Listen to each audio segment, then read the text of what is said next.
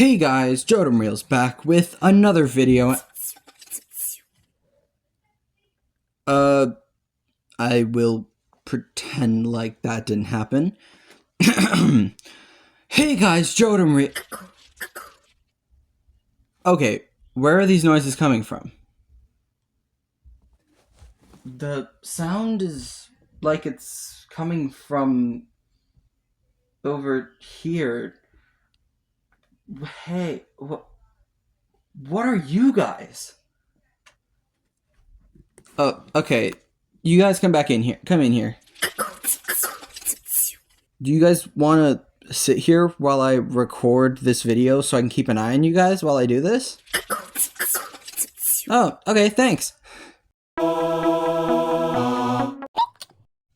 Hey guys, Reels back with another video, and today we will be going over some more Fakemon for my Fakemon region, Capelago, aka Pokemon Stick and Pokemon Stone. Oh, you guys like that? That's nice. Oh, say hi to the camera. I don't know who or what these little guys are, but they seem to like my Fakemon content. Oh, okay, you do. Okay. Just don't try to ruin anything. They wanted to hang out underneath the layout, so I allowed them. Anyways, let's get into the video. For the first Fakemon, I decided to remake an old Fakemon of mine from my paper art Fakemon days. I made a Fakemon based on a yokai called the Torakoishi. Basically, it is a rock with tiger legs and a tiger tail. I made this simple little mon a while back, and I remember I had artist block and asked some of my Fakemon friends to help make an evolution for it, when nobody responded with ideas. I made an evolution that was okay. So let's make it a better one today. I like the first evolution, so for this rendition of the design I kept it relatively the same, except now I have the more inspiration than just a Torakoishi. While I have the tiger inspiration from the yokai, this version is more inspired by palace cats. I love these cats, and they are my favorite kind of wild cat. While I did add the colors of tiger paws, I didn't add stripes. When starting on the second Evo, I had the heaviest artist block, making a couple designs I didn't like, which you can see in this time lapse. I then stopped working on that, put it aside, and worked on another line that will be later. The next day, I had an idea on how to make the design not only resemble a Torakoishi, but also make it look like a palace cat, not to mention make it look good. I started this new design by making the paws encased in the same stones that the head and body of the Prevo have. I then get the idea to have black coming from the paws showing up each leg and turn that into obsidian. To implement the tiger stripes, I also added the inspiration of kintsugi, the art of fixing broken pottery and statues by filling the cracks with gold or some other materials so it stands out. The colors are more gray because both the cat is more made of stone now, but also because while palace cats have a small amount of orange, they are more gray. I made the shinies of both by replacing the stone and rock with snow and ice.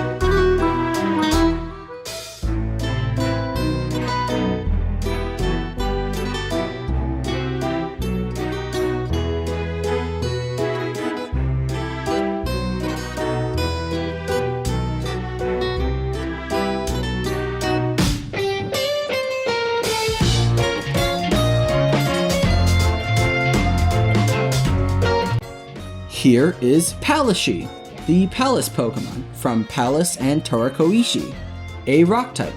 Palashi is a really cute design, and I feel like if this were in a real Pokemon region, the plushies for Palashi would fly off the shelves. Let's evolve it, shall we? Here is Palasugi, the Palace Pokemon from Palace and Kintsugi, a rock type. While this design might not be the most conventionally cute Pokemon, I still think it's a cute design, and I am happy with how it turned out. The next design is a cross-gen evolution for one of my favorite Pokemon. It has a silly design, a slightly gross inspiration, an evolutionary line that starts and stops at itself, an introduction in my favorite region, a second place ranking favorite Pokemon-wise, and a lot of potential for something. Too much? Yeah, too much. Well, the Pokemon I was referring to is Pyukumuku. A while back, I spent some time on Yokai.com exploring because I was bored. For those of you who don't know, Yokai.com is basically a Wikipedia for yokai. I was clicking the random button to give me a random yokai, and I landed on the Atui Kakura, probably butchered that, a gargantuan sea cucumber that lives in the Bay of Hokkaido. Other than destroying ships, it acts like a normal sea cucumber. So I thought, what if I made an evolution for Pyukumuku based on this? The original design, which was lost a bit ago, was basically an elongated Pyukumuku. So for this, I added more to it. I know that the white it uses as its hand is supposed to represent its internal organs, but I decided to add a beard to make it made of the foamy insides. I also added little bits of the organs spitting out around the body for if the Pokemon wanted to use many arms and to resemble leaking air, because I also added in subtle inspiration of balloon animals and inflatable tube men. I made the tail have some as well, with one spike standing out on the end. I added that spike to be how it destroys the ships, while also doing it like how Atui Kakura normally does, in the way that it would grab out and crush the ship with its mouth, or in this mon's case, with its guts hand. I added the patches to not only point towards the balloon inspiration more, but also because I felt the space was a bit empty, and it fills the space well. I made the shiny have similar shiny colors to normal Pyukumuku, but I added some more goldy yellow as well.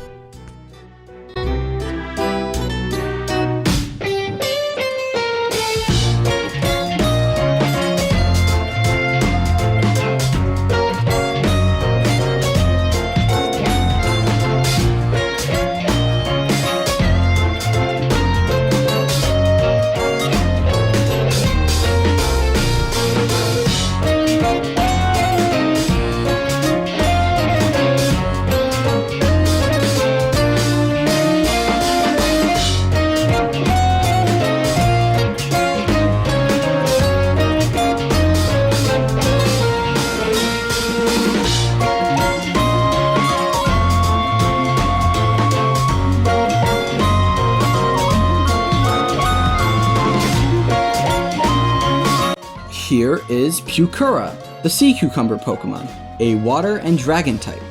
Pyukumuku evolves into Pyukura when it is above level 40 after completing a special trial located in Kapelago, which you guys will learn more about at a later date. Pyukura is said to be when a Pyukumuku unlocks its inner potential and grows massive. Stories are told about ships and boats being caught by a Pyukura that lives in a Kapelago Bay and being destroyed. Very few can train and tame a Pyukura, but those who can are seen as powerful trainers. All in all, I love how this evolution for one of my top favorites turned out. The next one is a slight continuation of this video, where I made characters and moments from the manga Chainsaw Man into Pokemon for Kapelago. If you don't want spoilers for that video and or Chainsaw Man, skip to this timestamp for the next Pokemon. Okay, let's get into this design. So in that video, I made Contraund, a Pokemon based on Makima and the Control Devil. I like the design and I'm glad at how it turned out. Unfortunately for the Control Devil though, chapter 170 came out and blew everyone away. The gist of the chapter goes as follows. It starts with Barum forcing Denji to eat sushi from the conveyor belt. As Barum explains to Denji the reason why both he and public safety want the Chainsaw Devil, he keeps forcing Denji to eat sushi. The chapter ends with a great build-up. Barum asks the chef to send down the fancy sushi, and the chef obliges. We see everyone else in the restaurant look in horror at the sushi, and as it comes into frame, we see the head of Denji's sister Nayuta, the Control Devil. The same sister Denji is out looking for to confirm her safety. The same one that Barum said he would bring Denji to if he complied. Plated like food in front of Denji. Honestly, while it is sad, from a writing side of things, this is one of, if not, my favorite moment in Chainsaw Man, second to the fight with the gun fiend. It was so good. The build-up, the final panel, just all of it is mwah, chef's kiss. If I had a nickel for every time the Control Devil dies and becomes food shortly after, I'd have 2 nickels, which isn't a lot, but it is weird that it happened twice. And because of that, immediately after this chapter dropped, I had an idea. What if Contraund evolved? There are a lot of small things in this evolution's design that I love. Firstly, I added Elizabethan collars, aka dog cones, to the inspiration to represent the plated head of the most recent incarnation of Control. Secondly, I made the core of the torso be shaped like sushi, because some people, me included, theorize and believe that the sushi that Barum was forcing Denji to eat was also from Nayuta.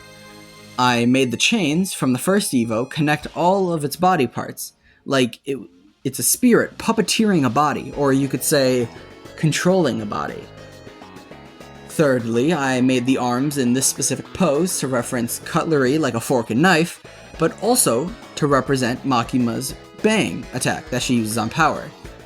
Fourthly, I made the tail be made out of chains, because if you isolate just the chain bit that is attached to the body, it kinda looks like a Shiba Inu's tail, which I included in its name. Fifthly, I added chopsticks to the last chain on the tail to kinda resemble a simplified skull and crossbones. Sixthly, the fur patterns on the top torso faintly resemble a ribcage pattern. Lastly, the shiny is not only Nayuta colors, but also has different green colors to reference the undead, which this Pokemon is now.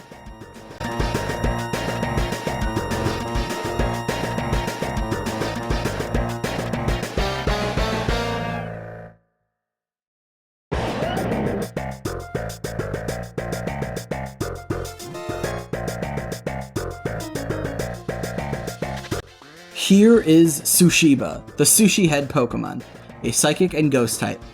Contraund evolves into Sushiba when it faints while holding the prepared meal item. All in all, I love this design, and would have it on my main team if Capelago were to be its own game, or games, I guess.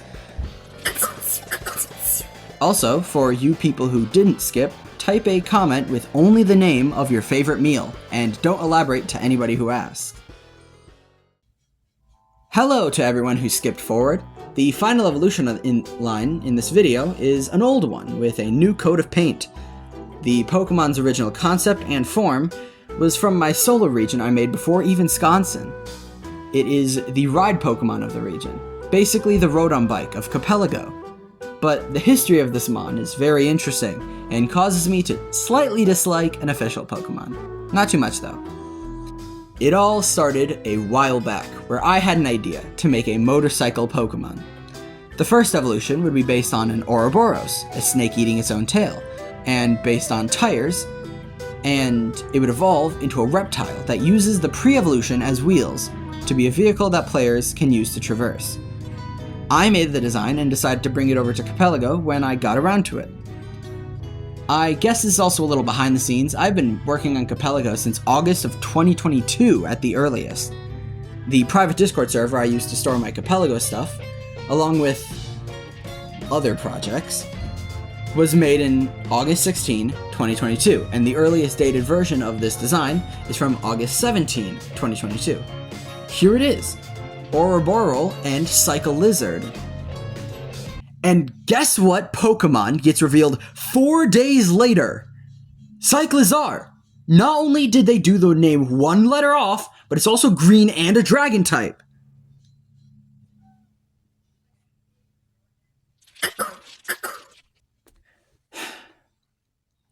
I will say, design-wise, the official Pokemon design did do a better job with the idea and making it look more natural. So, obviously, because of that, I had to change the design and pivot the concept to be a different color and a different reptile instead of generic lizard. This version of the design, from February 10, 2023, changed it to a crocodilian, while also being an ATV. Definitely better, and definitely farther from Cyclizar, but not 100% cool. So for this version of the design, I decided to make it based on another lizard, a Gila monster. I started with keeping the first evolution mostly the same, because I liked the design and it was still good, but I did change a small amount, like making the separation of the mouth and tail more defined. I made the shiny of Ouroboros green and brown, just because I think it looks neat. The evolution is where we get into a new design, because while I wanted to keep some elements of the crocodile version, I wanted to make it much more Gila monster. I started by making the wheels look more like bracelets than before, where it looked like its wrists and ankles were a bit bent. Because I made the wheels better, it was also very flat. So I played into that and made it very flat and wide, very Flat Frick Friday-esque, to also reference the Crocodile edition. I made some horn-like protrusions to function as multiple handles for if you want to sit on it normally, or go belly mode like if you're going underwater. I made the chunky tail on the Gila monster to function as an exhaust, but also it would be a light that could be the equivalent of the HM flash while adventuring, and could not only light up dark areas, but can also illuminate nearby valuables and important locations. While I'm at it, let's just go over how the rest of the HMs would work with it. First off, there will be a flying taxi. No need for fly. Next, surf, whirlpool, and waterfall are all accomplished by it swimming and using its tail as propulsion to head through the waterfall or whirlpool. Rock smash can be done by it blasting a small energy ball from the tail, and strength can have it line up and push the heavy objects. Rock climb will work like how Koraidon and Miraidon climb and jump, and as well as the way that they can sprint dash, but that using the tail as a rocket. I know that doesn't fall under rock climb, but I needed to mention it somewhere. I made the shiny a nice blue and purple that go really well with the brown of the mud patterns.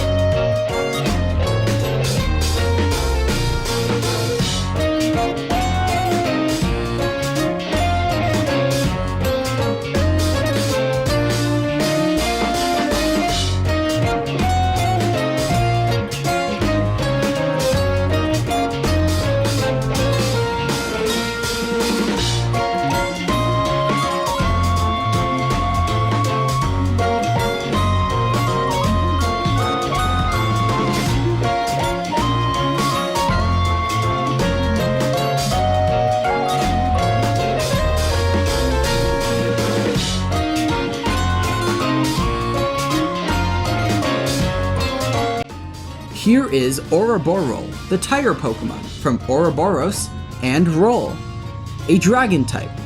I love to imagine watching these guys rolling through open sprawls of land as you ride next to them. Speaking of which, let's evolve it, shall we?